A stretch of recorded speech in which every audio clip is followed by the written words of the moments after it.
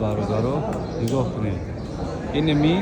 منبری حضرت پیغمبر صلی الله علیه و سلم ایتیلو کرده فهمیدی این منبر ایتیلو هست ایتیلوش واج نیست نکی این منبری خود چه جناب رسول اکرم صلی الله علیه و سلم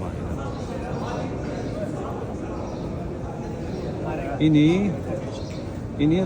چیه من برادرو جای نماز خونیش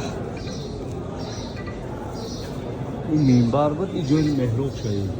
این محراب های ما ایتیلو کرده محراب این محراب این نگاه کنید اینجا باغ از باغ جنت نگاه کنید خونش خونش این محراب جای نمازخونیش اینجا باغ از باغ جنت دیده برادر اینجا جای جنت داره که نماز میخونی باغ پیغمبر باغ از باغ جنت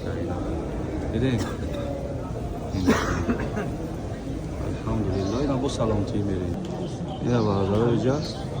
حضرت پیغمبر صلی الله علیه و سلم اینجا اینا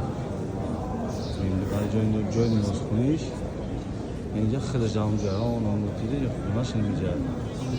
اینجا سلامتی